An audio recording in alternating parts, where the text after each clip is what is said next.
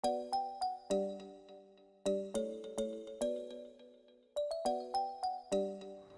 guys, good morning. Good morning sa inyong lahat. Windy outside pero maganda yung weather.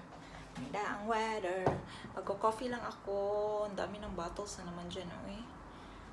Yun ang intay ng background guys kasi hindi ako nakapaghugas kagabi pagkatapos namin kumain ng dinner sa birthday ni Frank. Kasi tinamad ako. So I will have my coffee lang. Have my coffee. Coffee lang ako guys kasi mamaya guys pupunta kami ng ito mag-Primark dito. Bag lang pala ng Primark ko.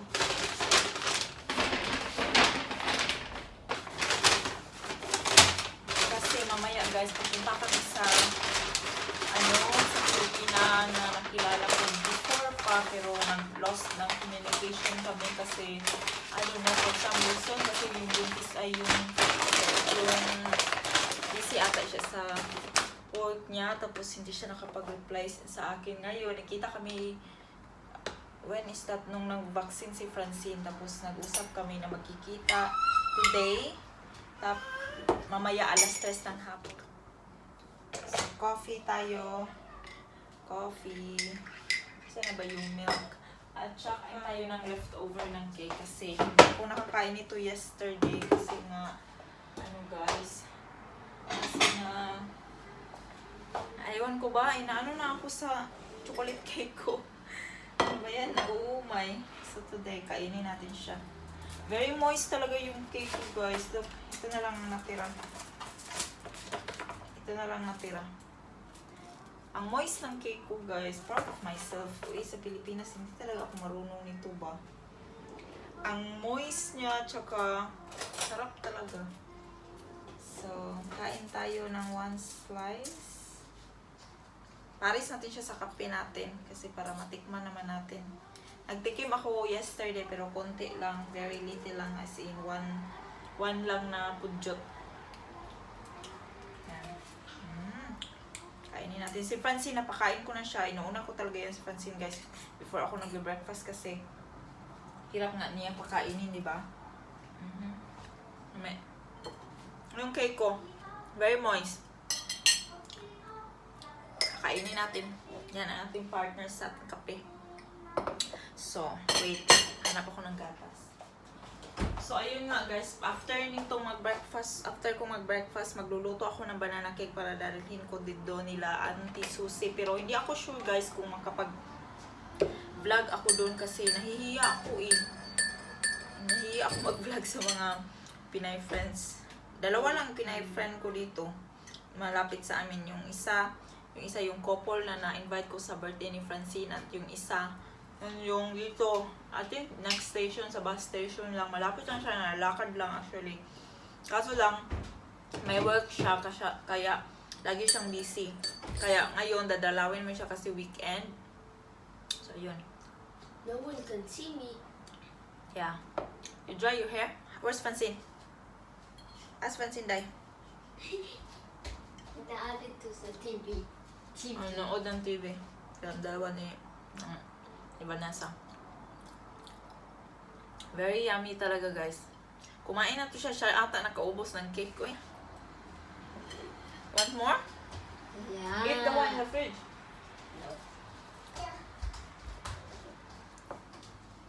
So, kakain lang ako ng breakfast natin guys. Tapos magluluto na ako ng banana cake. Then, I see you later. Let's see kung makapag-vlog tayo doon.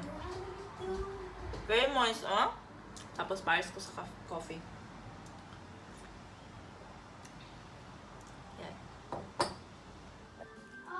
Hello guys! Switch off na natin to, Biha. Papunta na kami guys. In 20 minutes pa pala. Natapos na ako. May paano ako dito konti.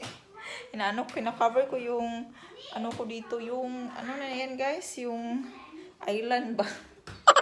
Kasi ako, pagkatapos kong mga anak guys, talaga yung buhok ko, ng lagas, tapos ang hirap ng So, prepare na kami lahat. Magtitimpla na lang ako ng dede ni Francine para babaunin niya. Ang banana cake ko din nakarap na. Ipakita ko sa inyo guys ha. Naantay na lang namin si Frank nasa office pa niya. May ginagawa pa. Switch off. Boys, It's ready. sit down. I show you. Sit down, Vanessa. Nandun pa si Frank. Uy, hindi pa ready si Frank. Pakita ko sa inyo yung banana cake ko. Nakarap na yung banana cake ko. Ilagay ko lang siya sa aluminum foil guys kasi wala akong malaking Tupperware na magkasya dito. Ayan na siya. Yeah, my Genevieve. Yan. It's off the table! Yan. Harap na ito balik. Yan, magtitimpla lang ako ng ano. Ang isa oh. You wear your shoes? That spider? Spider? Uy, spider. Ay, ang mama. Uy, uy. Remote. Oh, spider. Very good naman. Uy, come on, come on. Come, come, come. Come. Come on here. We'll return this here. No. Takot si Francine sa balon. Francine guys, takot sa ano. Takot siya sa balon. Where's the balloon? Hi, this spider. Oh. Spider. Takot siya sa balon. Balon. We go. Hi. Hi. Hi. Where's the balloon? Where's the balloon? Come on, we kuan. Ano lang natin to. May mga tipiin ako guys. Mamaya ko na lang itupi. Uy, kay wala ng time.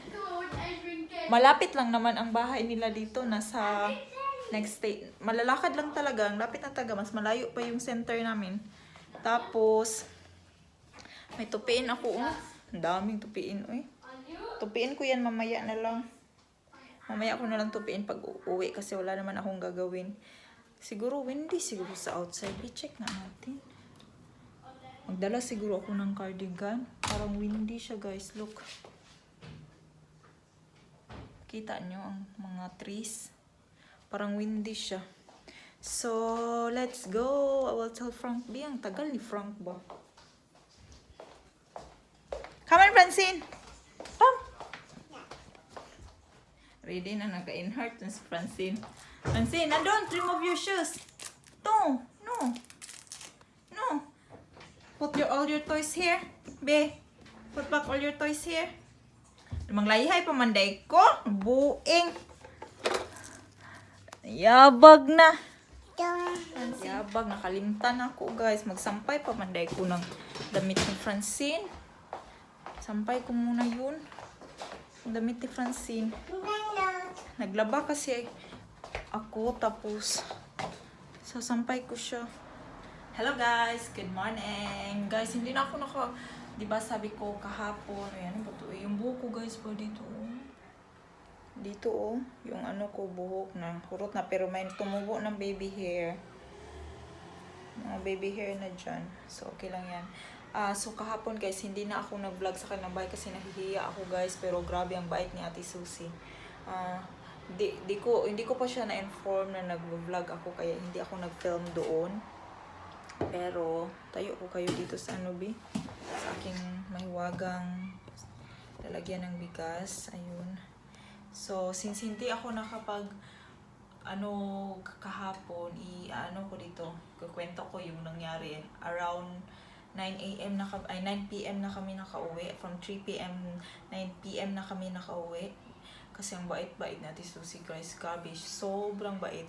She's already 50 years old at yung husband niya naman is magkatandaan na din. Pero hindi ko, may picture kami pero hindi ko insert ko yung ka Ate Susie at sa aming tatlo ni Francine at si Ate Susie. Pero yung husband niya nandun, hindi ko i-insert kasi baka ayaw niya sa social media or something. So, ayun guys, bait na Ate Susie guys. Ang tagal na niya dito since 1981. Tsaka kahapon, nagluto siya ng, di ba nagdala ako ng banana cake? Siya naman, nagluto siya ng apple cake at may cassava cake. Oh my God, na-miss ko talaga yung cassava cake. Ang sarap-sarap. Siguro next time kasi I think lagi na kaming magkikita nito kasi malapit lang din naman ang bahay namin. So ayun, ang bait-bait nyo guys, sobra. So shout out to Ate Susie kahit hindi mo pa ito makita tong video na to. So ngayon naman guys, magluluto ako ng ginisang kalabasa. Nagsa-slice ako nito ng kalabasa. Sobra to siya ng kalabasa from last time ito guys, yung nagluto ako ng munggo. Sobra to siya. Tapos, gigisa ko lang siya without, hindi ko na siya di na ako sa gulag meat kasi, hindi ko na siya anuhan ng meat kasi mag-fry ako ng meat. Wait, kuha tayo dito. Kuha tayo.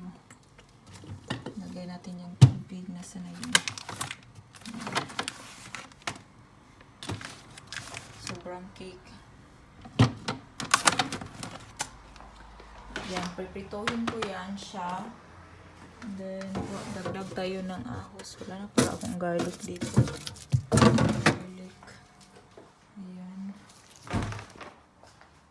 So, gigisahin ko ang kalabasa. Gigisahin ko yan siya guys. Tapos, ito, prepitohin ko. Yun yung ulam. Oh, yan ang ulamin namin guys. Magigisa ako ng parang bacon siya pero hindi siya bacon. For grilling ata to, no? Oh yeah, for grilling to siya actually guys. Oh, naka dyan.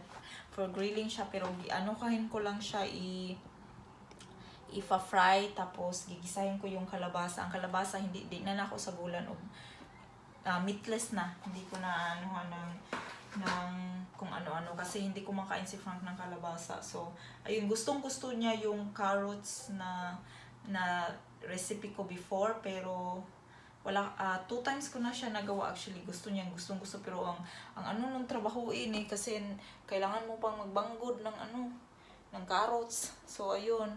So, luto tayo ng kalabasa, guys. Tiwason ako ni siya pag slice. Tiwason na to og slice ang atong kalabasa.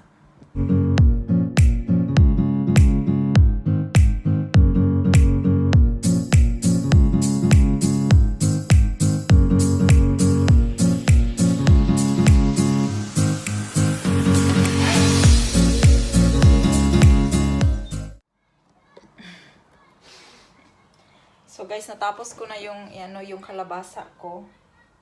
Yung naibuang rin. Tapos ito. I was cutting off her head. Yeah, because I'm so tall. Ko lang to siya guys. Tapos ko na din. Naglagay na ako ng pan dyan. May pala ako dito guys, oh. Naglagay ko na yung pan. Tapos naglugaw ako para kay Francine. Naglugaw ako para naluto na to. Mimix ko lang siya para masarap. Ayan, sibuyas ko. Ito muna guys, para makakain na kami ng lunch 12 na actually guys. Ang kinain ko lang kanina is apple cake from Atis. Yung sobrang kasaba kasi pinadalhan niya kami ng kasaba cake, apple cake, at 2 jam. I show you the jam guys, how it. Ayan, ang bait na Ate Susie. Pinadalhan ako. Ito is Kershey. Ano yung Kershey sa Tagalog or English? Kershey. First time ko nito actually. At ito naman apple jam. Yan. Lagay ko muna dyan kasi may jam pa kami.